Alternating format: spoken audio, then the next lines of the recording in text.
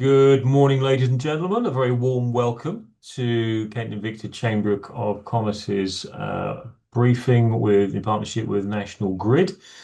If I can invite you to make sure that your microphones are on mute, obviously just in case we have any background noise, you're more than welcome to turn cameras on or off as you feel comfortable.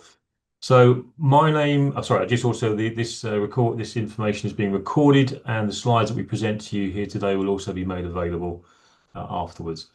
My name is Tudor Price. I am the Chief Exec here at the Kent Invicta Chamber of Commerce. Supporting me in the background here, pushing the buttons and levers, is my colleague Phil Galpin, who's Head of Policy. And we have some other members of the team on the line here as well. But I'll leave the National Grid team to introduce themselves in due course.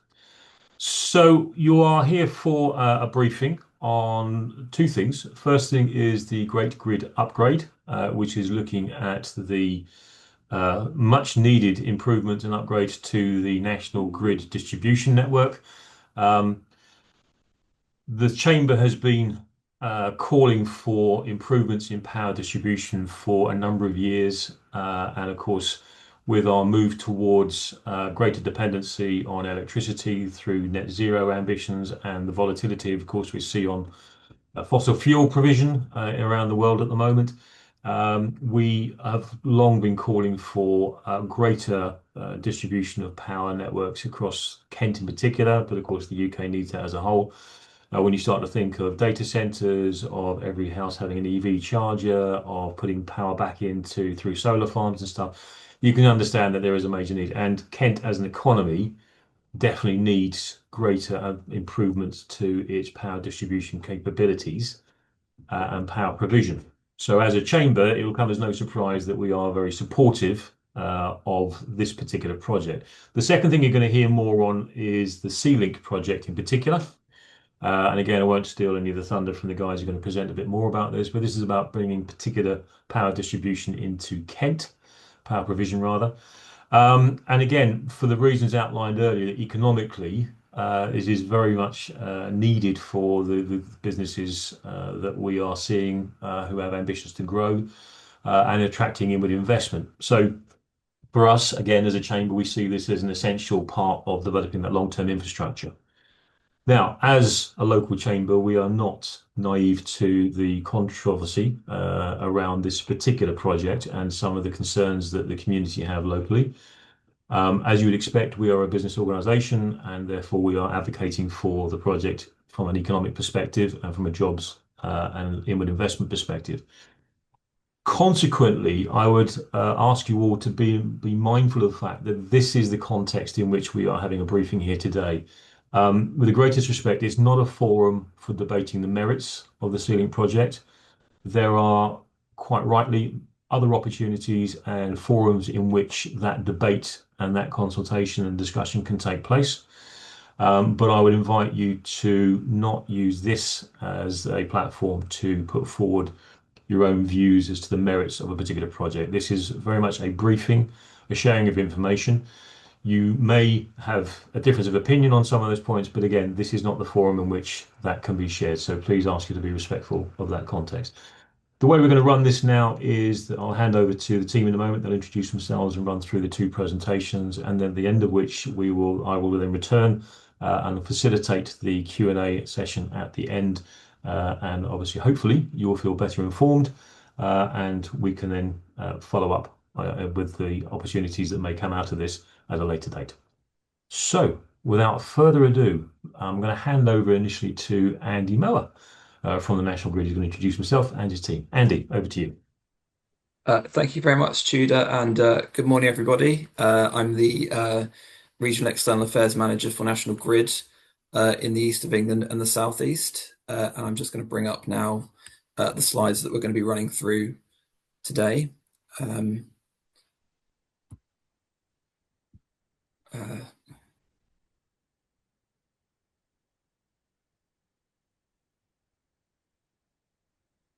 Which have disappeared off my screen.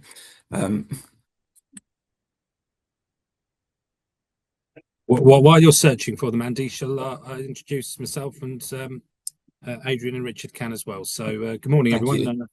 I'm Tom McGarry. I'm Deputy Director for External Affairs at National Grid. I work across our projects across England and Wales, but I'm actually from Suffolk. I worked for 13 years actually on the Sizewell C project, so I live in close proximity to the Suffolk end of Sealink.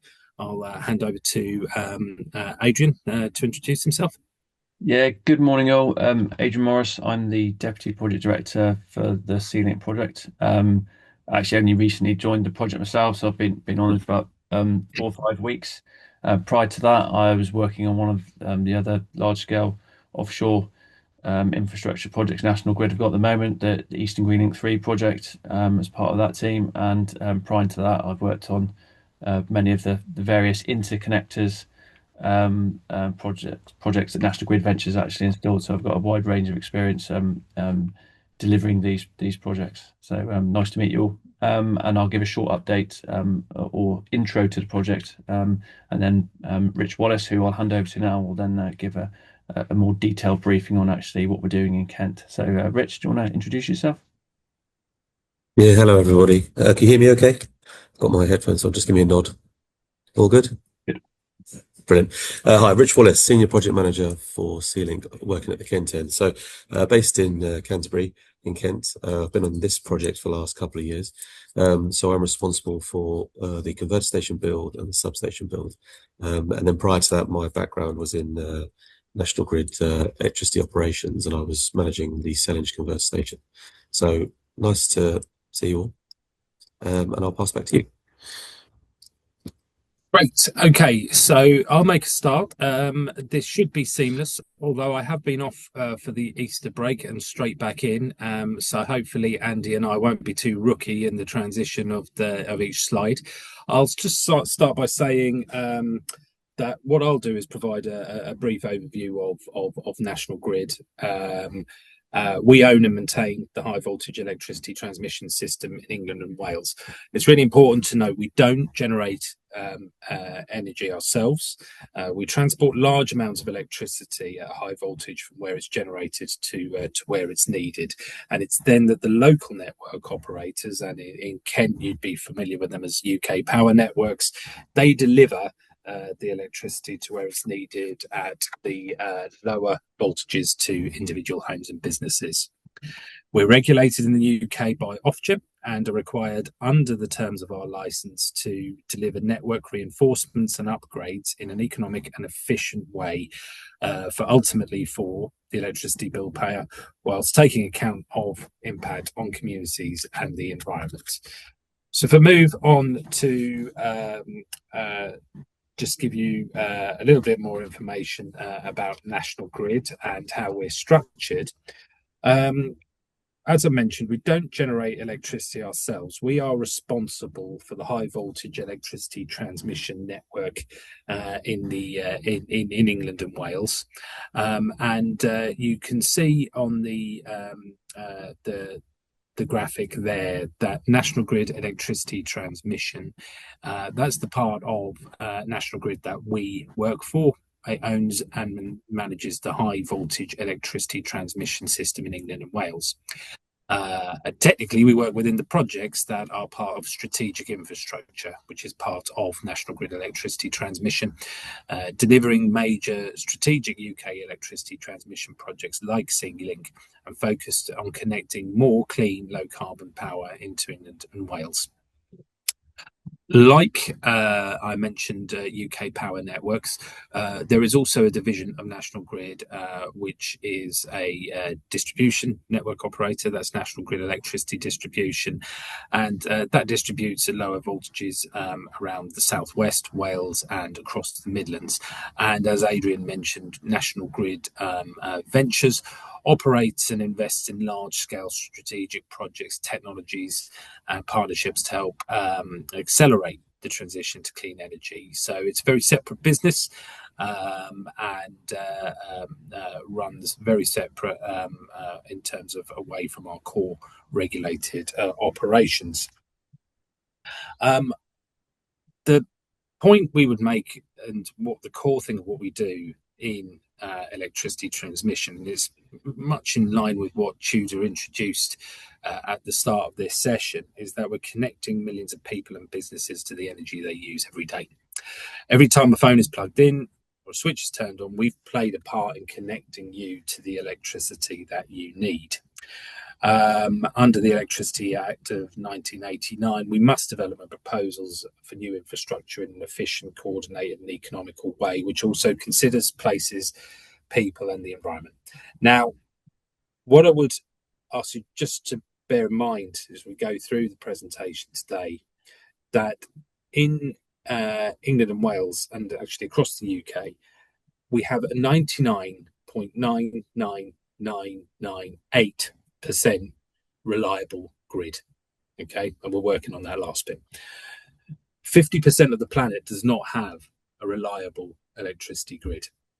It is an absolutely vital backbone of our national economy to have a reliable grid.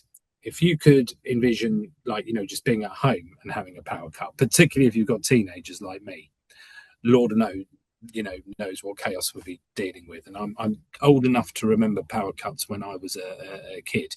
If we can imagine now, in the way our workplaces have changed and are continuing to change, the impact of a power cut, that's what we are here to try and make sure that we do not meet that eventuality.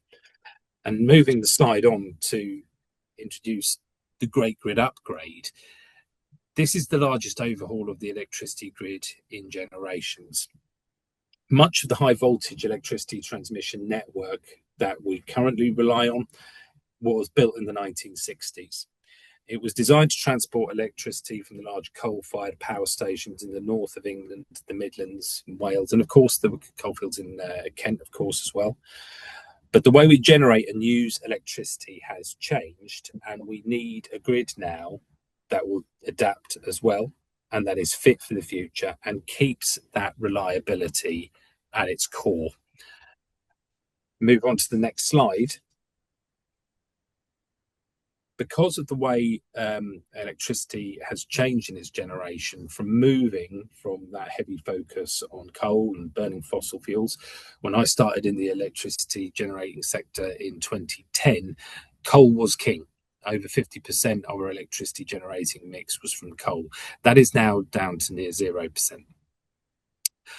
We're now seeing far more wind. We still have a heavy reliance on gas for electricity generation, but the mix has very much changed and there's far more renewables now.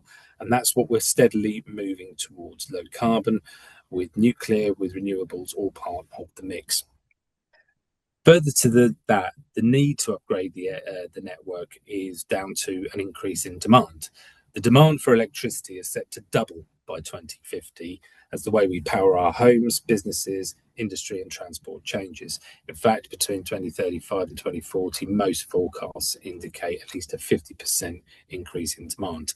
So we really do need to upgrade the grid now to ensure that we can meet that increase in demand. We're expecting to see an ever greater increase in electricity generation from offshore wind in Scotland and the northeast of England.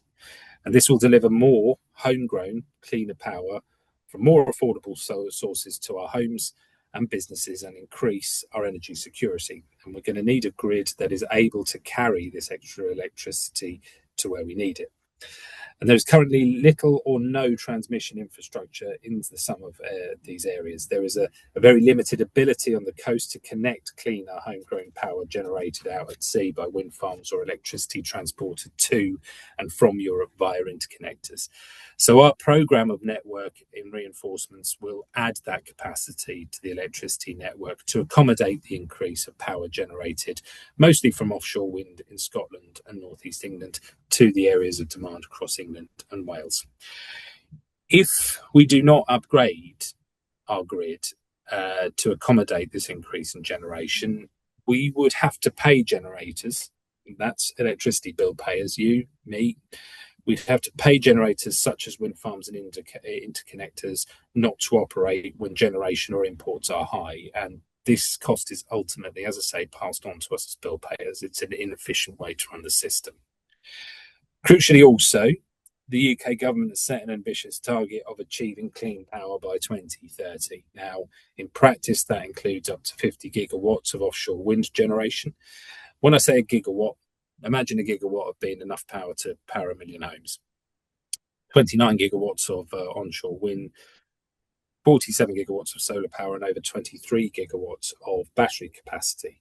Now, our program of network reinforcements will add capacity to the electricity network to accommodate this increase in power.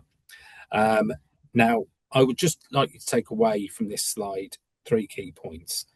This upgrade of the grid, which we will be delivering about 5 times more grid infrastructure over the course of the next 5 to 7 years, 5 times more grid infrastructure than we have over the last 40 years. That's the scale of what we are trying to achieve, or that we have to achieve. And ultimately, what it will deliver is 3 key things. Yes, there's net zero, and it's a shame that seems to have become a bit of a point of contention. But, you know, we are generating more and more electricity from lower carbon sources, and it's better for our environment on the whole. Also, they're more affordable sources of electricity generation per megawatt hour in terms of offshore wind, onshore wind in particular as well. And also, crucially, as we're seeing all around the world and what's going on at the moment, providing us with security of supply. We won't be so dependent on imports, and in particular fossil imports. So you might not agree with 1 or 2 of these things, okay? Don't always meet everybody who agrees with all 3, but normally, yeah, okay, someone will always agree with at least 1 in terms of the need and the drivers to upgrade the network and what it will deliver. So next slide. So the way we can deliver this, and for those of you of a certain vintage, I'm going to put a little bit of an earworm in, I'm afraid. We can do it in 3 ways: overground, underground, or undersea 2. And the way in which as you can see here, is that the map you're seeing there's a number, of course, of offshore links that are proposed, and indeed many which are currently being built. So in terms of those offshore links, these are the high voltage direct current, or HVDC projects, used to transfer bulk power over long distances. You can see the blue lines there into the North Sea.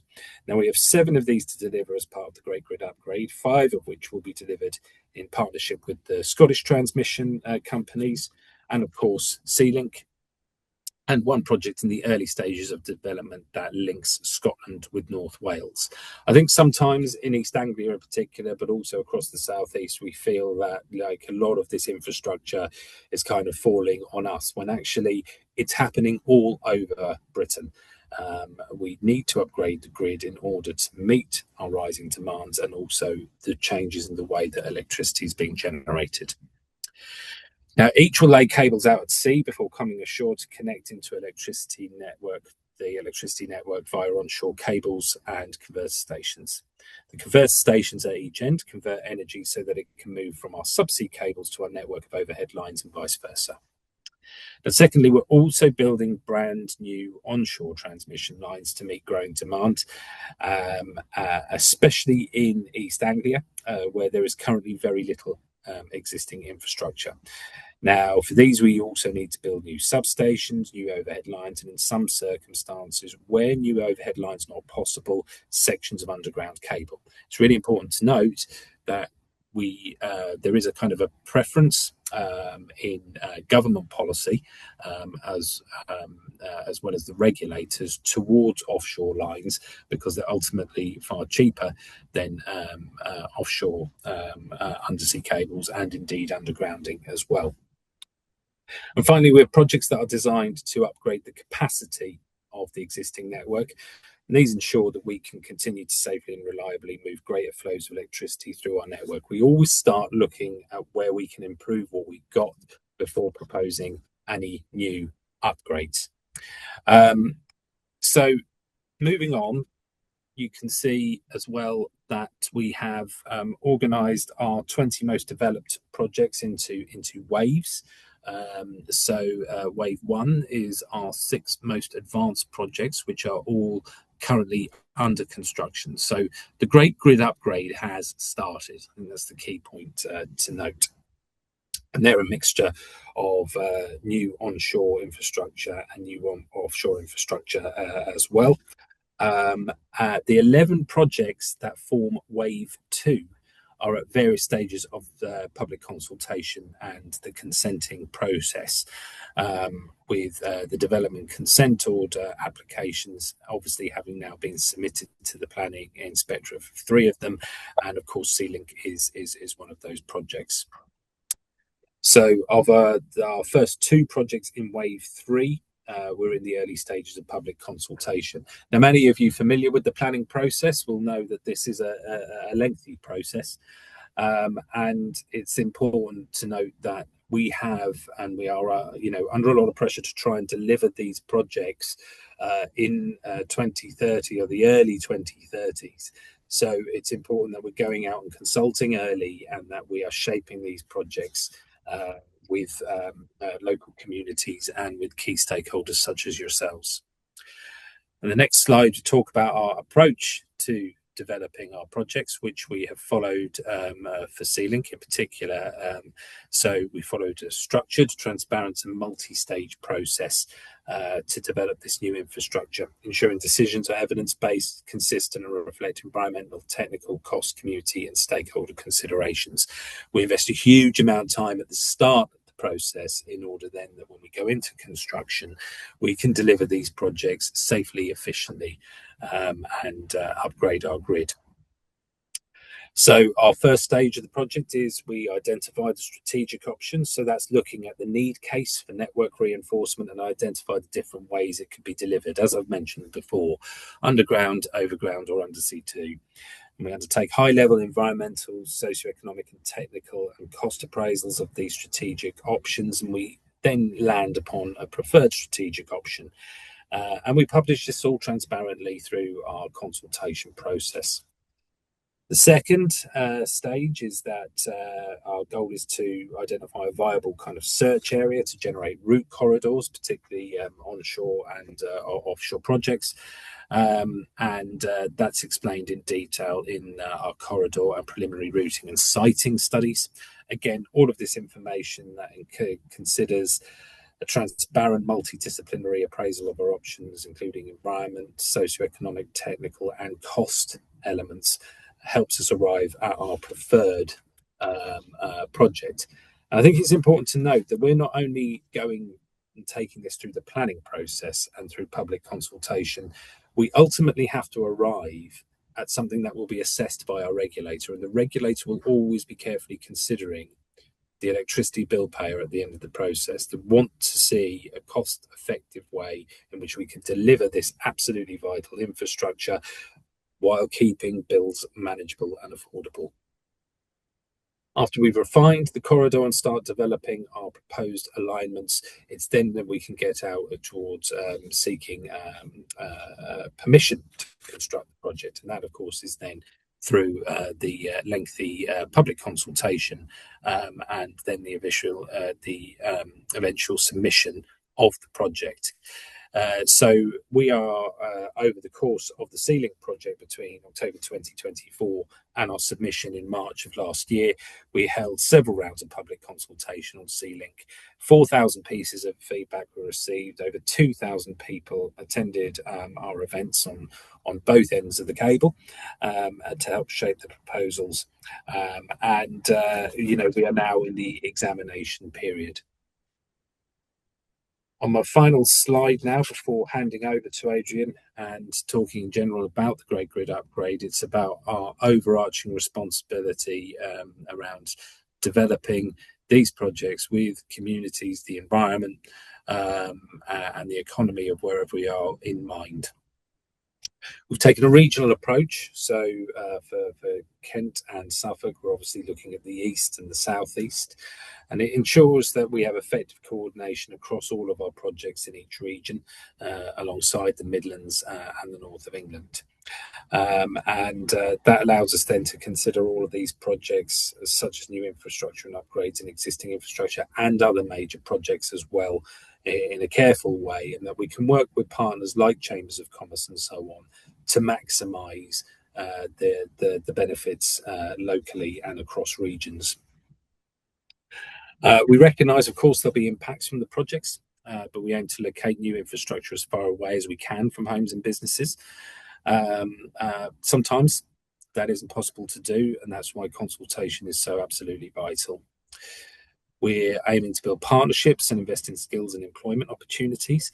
I think the key point is, though, that unlike some major infrastructure projects, these are not very labour-intensive projects in comparison to some, certainly to new nuclear projects like I have worked on. The key point about the grid is the way it enables and is a facilitator of economic growth and of employment and so on. Our dependency on electricity is absolutely at its core, and delivering that infrastructure is what enables a core part of our ambitions for economic growth as a nation. We want to leave a positive social and economic legacy, and there's community benefits associated with all of our projects since guidance was published by the government last March. So we estimate something in the region of £1 million will be in line with that guidance, will be something that we can work with local communities and consult local communities in the Kent area for how that could be invested in community grants and so on. And of course, we also have a responsibility to deliver 10% of biodiversity net gain from new major projects and leave sites and the local environment in a better state than we found it. Now, that's an important point to note because, of course, we acknowledge that all of these projects have environmental impacts. So not only do we have to limit that, but we also have to make sure that when we leave, we've restored and we've regenerated and we've improved. So I will end on that note the introduction overall of the Great Grid Upgrade and hand over now to Adrian, who will go into the Sealink project in more detail. Thanks, Tom. We can just jump on another slide, Andy. Thank you. Yeah, good morning all again. Adrian Morris, I'm the Deputy Project Director for the Sealink project. Just going to give a high-level overview of what the Sealink project actually is, and then, as I said earlier, Rich Wallace is going to get into some of the detail around what we're doing in Kent specifically and what the opportunities are. So, Sealink project is one of those high voltage direct current links that Tom talked about earlier. That's helping to solve some of the high level problems with the transmission network or the future problems, and it's going to give us a direct link between Friston in Suffolk and Minster in Kent, with a cable that primarily runs offshore, direct between the two. So the actual specifics of what we're doing. So up in Suffolk, there's going to be a new substation, which is where we'll connect back into the grid. That substation will also provide additional connections for other projects as well that are actually generating. So some of the offshore wind farms off Norfolk and Suffolk, and also a potentially new interconnector as well. That will then link into a new converter station that's being built as part of the project via a small amount of AC underground cable. And then from there, there's going to be approximately 10 kilometers of onshore underground DC cable that will take us to the coast around Oldburg, and then about 122 kilometers of offshore DC cable will run across the mouth of the Thames estuary down to Kent into Pegwell Bay, and then will be undergrounded via a small amount of onshore cable to a new converter station at Minster, and then also a new substation that's being built there as well, right next to it on the same location. And then the last part of the project is some upgrades to the overhead lines down there in Kent as well. So using Tom's analogy, we are underground, overground. We're doing all the Wombles parts this project, and all of that is to be installed and operational by 2031. Just move us on the slide, please, Andy.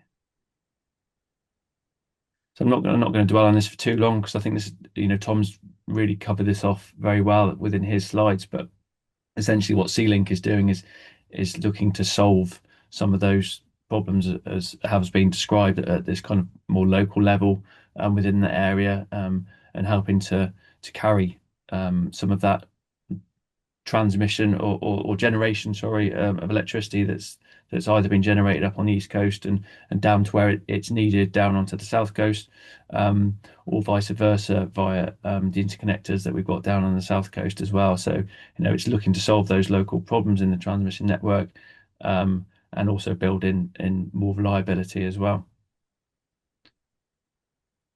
Next slide, please, Andy. So at a high level, this is kind of the timeline of where we've come from to where we are now, to where we're looking to go. So really, the last 3-4 years has all been about developing the project, and Tom kind of went through how we do that in detail, and the strategic optioneering, the non-statutory consultations, the DCO process, which is where we are now. We're going through the examination process with the planning inspectorate.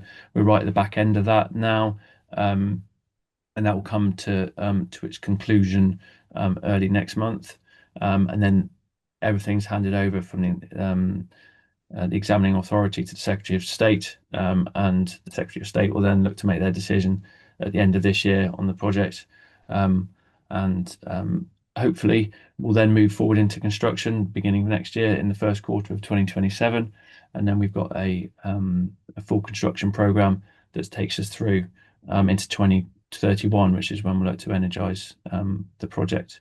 What this slide doesn't cover is the fact that actually the last couple of years have been very, very busy procuring our tier 1 subcontractors as well, and for the converter stations and substations and onshore works, excluding the cables, we've got Siemens Energy that will be doing those works, and then for all the HVDC cable manufacturing and installation, we've got a Japanese company called Sumitomo Energy Industries. So they're our tier 1 contractors, and Rich will get into a bit more detail around those and what sits beneath them within his slides. But at a high level, that's what the project is. That's what we've got to do, when we've got to do it by. And I'm going to hand over now to Rich, who's going to take us into a bit more detail around actually what we're doing in Kent and the opportunities there for you guys. Over to you, Rich. Yes, thank you, Adrian. So the onshore scheme in a bit more detail. So we saw an image of Pegwell Bay, so hopefully most of you are familiar with Pegwell Bay. So the cable will be laid by a marine vessel, essentially buried in the seabed, and then as it approaches the shore, the cable will then be connected and then installed via a barge, and then a HDD, which is a horizontal directional drill, will drill from quite far inland underneath what is the Stoneleys golf course, under the ground all the way out to deep within the bay, and then connect to that barge essentially. So it goes underneath that area, and then the cable will be pulled up through that duct essentially that's installed to the area around the A256. So that's really where the cable comes in, and then from there there'll be a short drill currently underneath the 256 to the land that is on the western side of the 256, and then that will then travel down to the location of the converter station. So that in total is about 1.7 kilometers. The converter station is, as I mentioned, is a HVDC converter station. So its purpose essentially is to turn AC power into DC and back again. And the reason we do that is because when we send power over really long distance, roughly about 100 kilometers in the current technology, it's more efficient, i.e. you lose less energy in transporting it if you convert it into DC power. So that's why you see links that generally about 100 kilometers or more tend to be DC. And obviously, in order to turn it from AC to DC, we require a converter station. 2 gigawatts is obviously the size in power rating of that converter station. Interestingly, that's really limited by the cable, not so much the converter. The converters can be bigger than that in other countries. As it says there, obviously it's quite a large installation. The building itself, although the building won't be 2 meters high, 28 meters high, apologies, the actual envelope of planning is 28 meters high, because at the time when we did it, we weren't sure of who the contractor would be, and they have different solutions. But ultimately, it will be up to a maximum of 28 meters high, which includes the elevated platform that it will need to sit on, which is like an aggregate platform, essentially. There'll be a substation next to that converter station. And then the purpose of the substation really is essentially it's a node on the network that we can connect to. It's basically like the plug on your wall at home for the appliance, which in this case is the converter station, to connect to. So the current overhead line that runs between Canterbury and Richborough substation will be turned in. Both sides of that overhead line will be turned into this new substation, which essentially will be up against the converter. And obviously that's why we have to remove 2.2 kilometers of existing line and rearrange those towers, essentially build a couple more to create what we call a T or a turn-in effectively into that new site. We do have to make some other modifications to the line, but they're relatively minor. That is essentially the project. And as you see there, it says 3% of the overall project, if you like, is onshore, and the bulk of the route and everything is offshore between Suffolk and Kent. So that's it for this slide. If you can jump onto the next one. Yeah, so this drawing here is a red line boundary drawing that will have come from the DCO, essentially the submission to the DCO. And what's probably most interesting is that the red line really encompasses all land that would be, inverted commas, affected by the scheme. I think a lot of people look at this in a kind of an alarming way and suggest that the whole area that's in red is somehow being built on, but that's not the case. It's simply the area under which we'd have to undertake work, and therefore any area within that red line would have some form of impact, albeit most of it is probably relatively minor. So a lot of it is access roads, a lot of it might be temporary laydown area, land that may be used and then may not be and removed later. So you can see there that the corridor, the large wide corridor coming in from the right hand side is the maximum width that we've suggested is necessary in order to install the cable. In reality, it will be much narrower than that, and the barge will sit somewhere within that gap. You then have a short bit there where it comes on. You can just about read it says Kent Transition Joint Bay. That's basically the spot at which the cable that is used for the marine part of the link transitions and is connected to the onshore cable. And simplistically, they're just two different cables, one built for the marine environment, and then they're just coupled together in an underground joint bay. And then from there, the onshore cable will be buried across the 256, or underneath the 256 rather, and then it will run down off to the location that's in the middle of the screen where it says Kent Converter and Substation. Obviously, interestingly, the project sits just across the Thanet District Council, Dover District Council border, which obviously makes it a little bit more interesting. Perhaps other things to know are there's a piece of land right down at the bottom that's in red. That is an area that's been identified for basically changing farming practice as part of the overall DCO scheme, because in some instances you have to select land and ameliorate it. So that's why you have sometimes these sort of outlying parcels of land. And it does look quite busy in there with various cutouts. And the reason they're cut out within the red line is because we are trying our best to not include land that we don't need.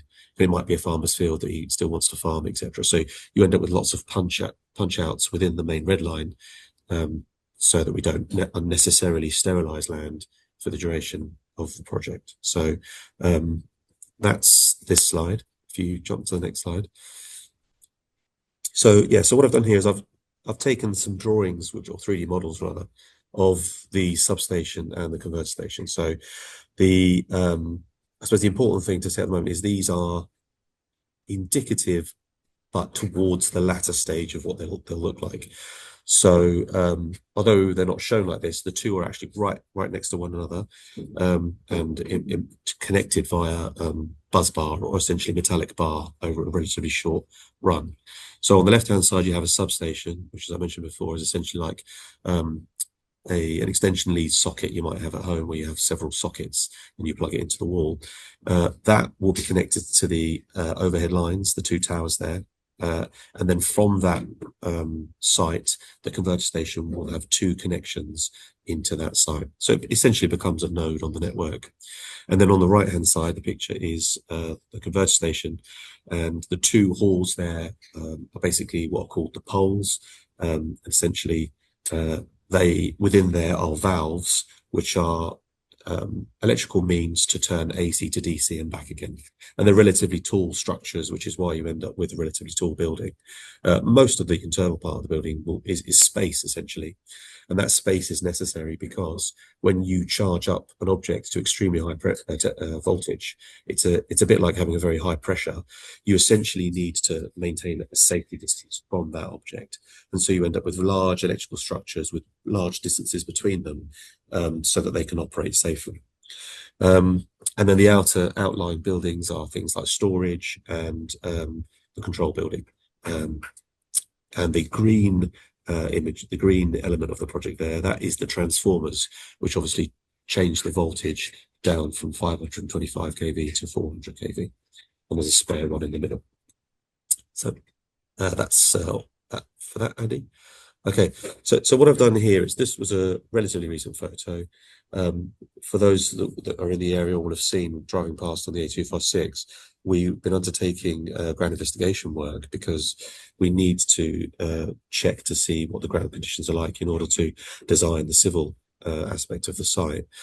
And what I've done is I've taken a 3D model, which is in the top left-hand corner, and I've which includes the substation on the end there, so you can see the converter station at the front, and then at the back is the substation, just to see the two towers.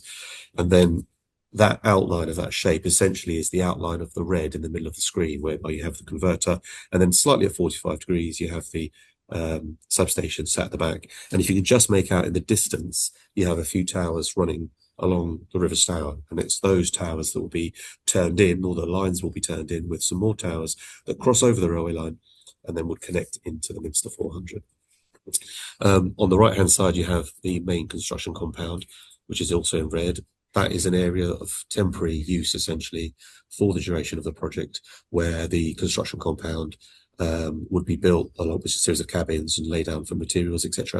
And you can see that we need that to be close by to reduce the distances and increase efficiency for the build. And obviously, once that's completed, that land then gets restored. And then sort of coming up from the bottom of the screen off and then weaving off to the right-hand side there, you have the HVDC cable route, which is in blue, and then you have the haul road, or the access road, that is in yellow. And they essentially run parallel to one another and sort of weave around and then turn into the converter site.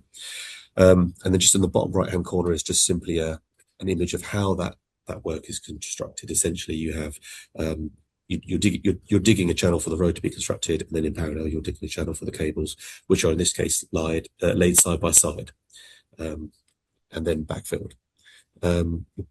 Next slide, please. Yeah, so ultimately, when the project's completed, these stations are, although relatively large in size, they're designed deliberately with enormous redundancy, which means that for the most part, we don't need them to be managed on a day-to-day basis, other than monitoring. And a lot of the monitoring will be done from central command, essentially. But because there's an enormous amount of assets, you need specialist skills to basically maintain those assets and take it out of service periodically to do that. So in this instance, I think the number of jobs created is around 35, and those are local to the site. Obviously, 23 direct and 12 indirect is based on assumption for that, but in short, the operation is basically taking outages once or twice a year to carry out absolutely necessary maintenance work, repairing equipment, upgrading it, and as required. The site itself, as Adrian and Gary alluded to, Tom and Gary, it doesn't burn fuel. It is not a power station. It is the best way to picture it is really an extension lead between one area of the country and another. So it's for the most part relatively quiet site, really. And obviously, in order for those people to fulfill those roles, we need them to be skilled in engineering primarily once the project is completed and it's in the operational phase. Next slide, please. So skills and opportunities. So obviously, National Grid has its internal processes to support STEM and outreach. We have an apprentice program and we have a graduate program. In fact, I was at an apprenticeship program assessment centre rather yesterday, which was great to see those young people joining or wanting to join the company. That's just throughout National Grid. Obviously, some of those people get allocated to this project, and that was part of the reason I was there, because we obviously want to choose people that are good and have them join. But throughout construction, there'll also be opportunities within the main contractor, so in this case, Siemens and Sumitomo. And obviously, we've made pledges with the DCO that we will do that. Those programs, it will be, I suppose, a mixture of what we already do and then what we need to do specific for this project. But I know some people have already reached out to me in the previous event that was held. I think it was January that we met. And I've promised to catch up with those people and visit those campuses and talk about Sealink as a project and National Grid, because I think it's a fantastic industry to work in. I've personally worked in it since 2010. And I think it's incredible, what human endeavour really. And so obviously there's the principal tier one contractors, and there's also subcontractors, of which, although we cannot directly influence, because ultimately it's up to the principal contractor to choose, obviously we can work with them to develop strategies and ways in which we can involve local communities and advertise within schools, etc., and colleges, the benefits of working for a company like National Grid.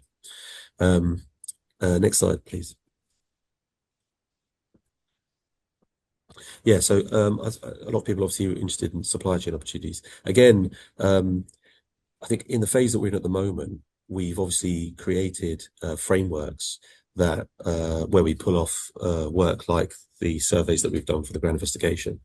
I think a lot of the interest or questions might be around how do we get on those frameworks, or how do we put ourselves forward to work in the project or be associated with the project.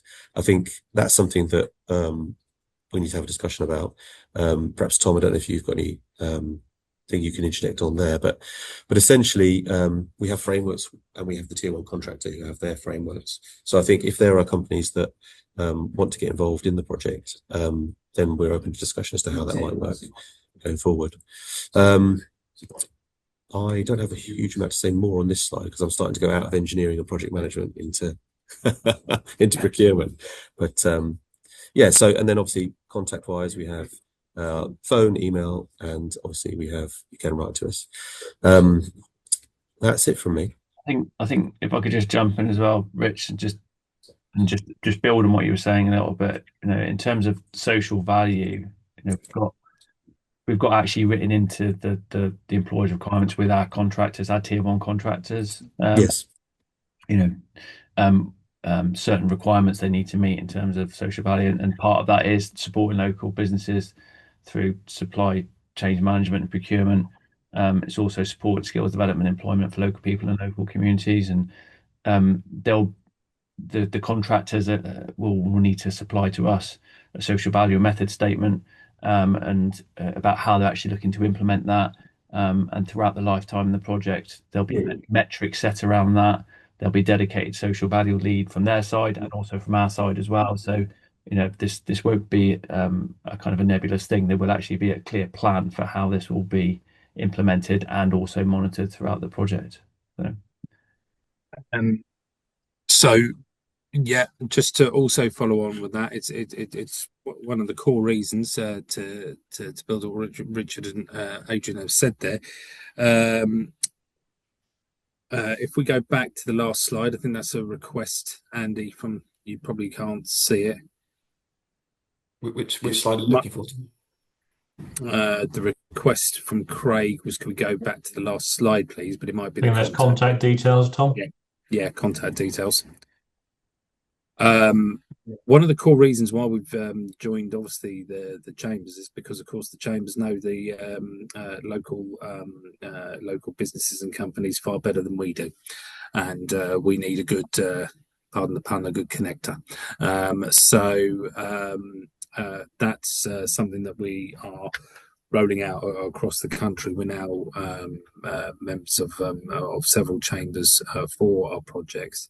And ultimately, that's how we will get our procurement people in contact with you. But also, crucially, of course, it's our tier one suppliers who are going to be building this, and that's where the contracts need to be. And so we're looking ahead towards Meet the Buyer events. We had a particularly successful one for one of the other offshore projects, Eagle One, which is connecting the Scottish, connecting from the east coast of Scotland into Yorkshire, and we are very much keen to replicate what was a successful event there for local businesses. Excellent. Thank you very much, Andy. Do you anything to conclude on there before we go to Q&A? No, thanks for that, Tudor. Happy to take it to Q&A.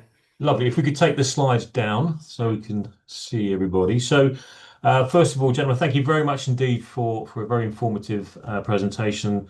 I love graphics, and when you incorporate that with an earworm of the Wombles, I think you're onto an absolute winner. So well done. Thank you very much indeed. It's been really, really useful and beneficial. So, ladies and gentlemen, we're going to sort of throw this out to two questions. What I'll do, we've got a couple of questions that cropped up into the chat here, which I'll ask on your behalf in a moment. But if you have a question, can I invite you to raise your hand? I'll then call you in to then obviously bring your camera on, unmute, ask your question, and then go back on mute. And we'll invite one of the presenters to answer your question. We currently have about 7-8 minutes left, so we'll try and do what we can where we can. Before we just dive into that, as Tom was alluding to there, obviously the Chamber and chambers across the UK play a big part in working to develop local supply chain engagement. As many of you will know, quite rightly, contracts will be awarded to a tier one, but within those contracts, there are certain obligations placed on the tier ones to engage with the local SMEs and also the local community, and to make sure that they sort of do what they can in terms of social value impact. The Chamber plays a big part in trying to act as a guide and a navigator for those tier ones. So it's not always about those that have the opportunity to deliver contract work straight away. There are those who perhaps aren't quite up to speed yet, and the Chamber will do a lot to work with you to make sure that you are fit to bid, so that when the opportunity is presented, that you at least stand a fair chance alongside everybody else. But more details on that will follow in due course. For now, we're going to go to Q&A. So question first, it popped up here. Will there be provisions from Richard's iPhone? What provision will there be to allow connection of individual generation projects, such as large PV installations, into the grid? At present, this is a big hurdle. This is very much around solar panels popping up everywhere, people wanting to put them back into the grid. Is there anything within this project or the national grid upgrade? Who wants to take that question? I can take it, unless Tom, I can see you maybe want to take. Do you want me to take it? Richard, you're on. Can the person who just asked the question just say it again? Just I just get it. Yeah, Richard, if you're still on the line, do you want to just unmute and ask the question? Yes, can you hear me? Yes, we can. Yes, I apologise. I'm in a train station if it's a bit noisy, so I apologise. But the question was, what provision is there for installing or in the infrastructure for PV projects and onshore wind farm projects, but over sort of say a megawatt? Because that's a big hurdle at the moment for them connecting into the grid. Right. Okay. Yeah. So yeah, I must admit, I personally don't know the limit at which it becomes but essentially it's just to do with getting the power away. I mean, most such relatively small solar farms would connect into what we call the distribution network, which would be in Kent, for example, UK Power Networks. But as you get larger and larger, you tend to want either a bigger node to connect into, and then that's when you might apply to the national grid. For the most part, it hasn't been that common, but I think it's becoming more common. A good example would be what people would know, Cleve Hill area, which is near Sea Salter. There's a huge solar farm there. I think I want to say it's something like 300 megawatt from memory. But on this project, specifically Sealink, there's no current plan to have a node that would allow an additional connection. However, what you tend to find is obviously when you build that node, then the substations are built so they can be expanded, and therefore if you were a developer, say hypothetically you wanted to connect, you would put in an application that would then trigger design work that will be done to extend that node. For example, Richborough was a bit like that. Richborough was created primarily to connect the Nemo converter that goes to Belgium, and then subsequently the land that's around Richborough has been developed because you had the battery storage, for example. You've got other projects connecting in, and then once that node is full of because the capacity is maximized, then obviously you need to create another node, which is partly why in this instance we've had to create a node for this project. It's simply because the node capacity at Richborough was taken. If that answers your question. So was that be through UKPN or through yourselves? Depends on the size. Yeah, it depends on the size. So if you're saying that it's extreme, it's a very large solar farm, and it warrants a connection to the national grid, then you would apply to national grid, and national grid would do the design work to connect you, essentially. Okay. Yeah, Right. so I think, Richard, the point you're making is quite interesting because actually local distribution is one of the challenges that we're facing here, and I know that we've got Pelham from formerly High Speed 1, now London St Pancras High Speed. They're quite keen to use their high voltage capacity to be able to sort of move current up and down the county. So I think this is one of the bigger sort of strategic conversation that the Chamber's having with a number of providers to try and look at how we can not just obviously tap into this sort of this sort of power distribution across HVDC, but also how we can sort of deal with that locally, given some of the challenges. So there's some interesting work in the University of Kent that have been playing on that as well. But Richard, thank you, and Craig, thank you. Thank you very much, guys. Cheers. So Linda Marsh, I'm going to invite you to ask your question. Linda Marsh from EDF, and talking about SAP qualified resource. They're looking to redeploy. Linda. Yeah. Hi. So I think we're speaking actually to National Grid and UK Power Networks about the resource that we currently have and your pipeline. So this is of interest to us really around the type of resource you're going to be looking for around 27, 28, because we might be able to support with some suitably qualified people that would be looking to maybe find similar or like type work from Dungeon SB.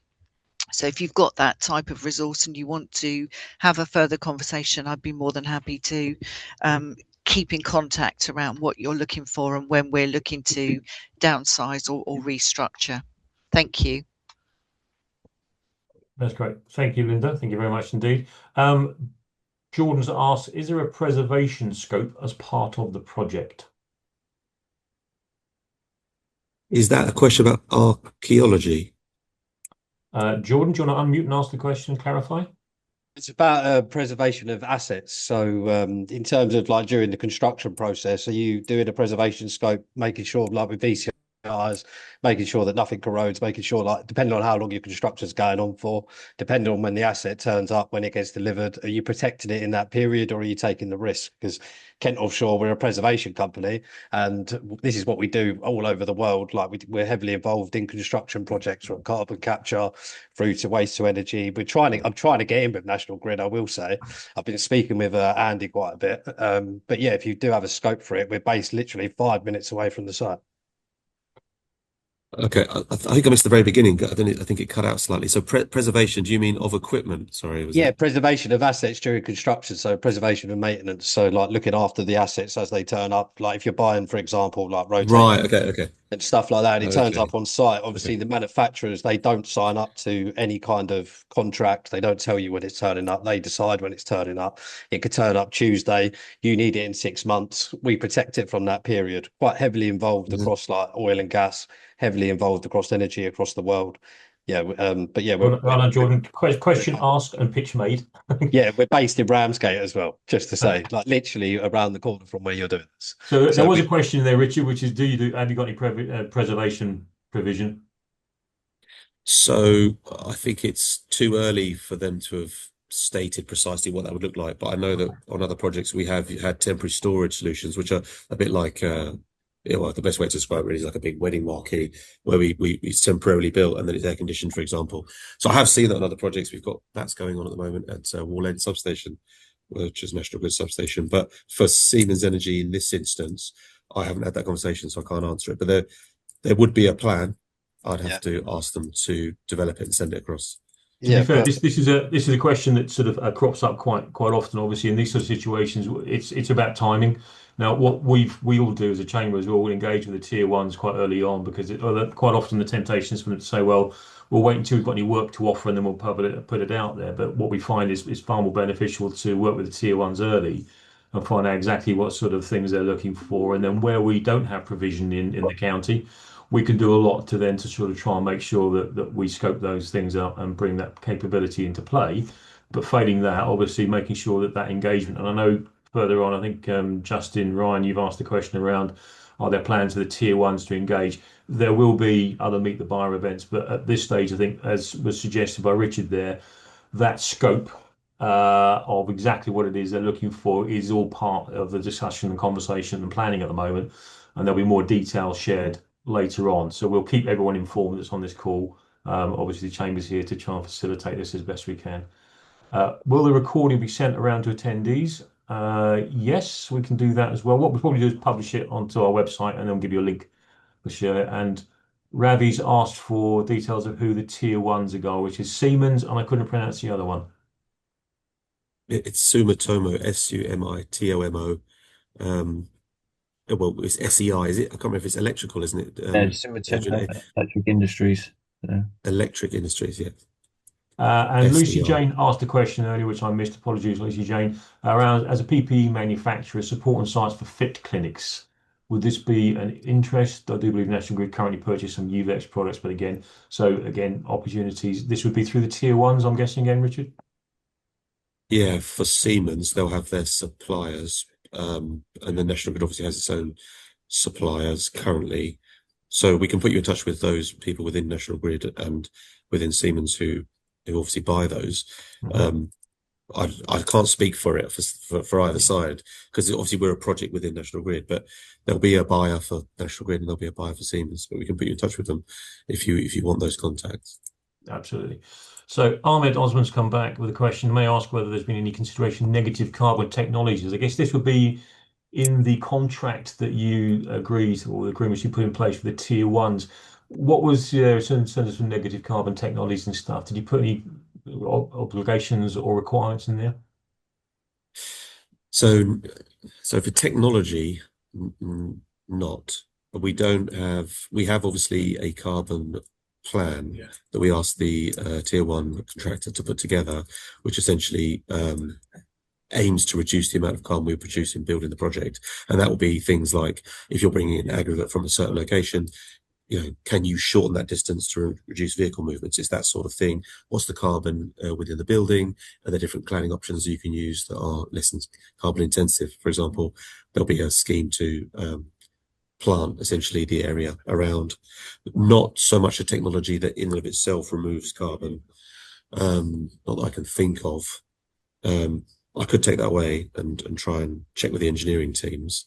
I don't believe so. Lovely. And Craig's come back in with another question. Do you have carbon targets? So KKB have invested in electric plants, Syntec biofuels and mobile plant for Earth. And again, we're seeing this with the Thames Crossing. Again, major infrastructure project, a lot of emphasis on making sure that the supply chain is actively involved in carbon reduction. You mentioned the carbon plan. Do you know any more details about what that's sort of placed on in terms of the sort of the supply chain element? Yeah, so we've obviously committed to, where possible, try and reduce fossil fuels and things like temporary generation. It's not always that easy, but where we can, we aim to. So obviously things like, you can have diesel generators, you can also have hydrogen. There is a time and place for either, but it would be that instance where we'd look to try and reduce the amount of carbon that we emit in building the project. Perfect. I'm watching the time. It's 11:35. We are 5 minutes over, but I think there was a lot to get through, and also there's some interesting questions to come from this as well. All that remains really is for me to say thank you very much to our attendees who joined us here today. I hope you found it informative and educational. Again, thank you for everyone's very questions and for the discussions we've had so far.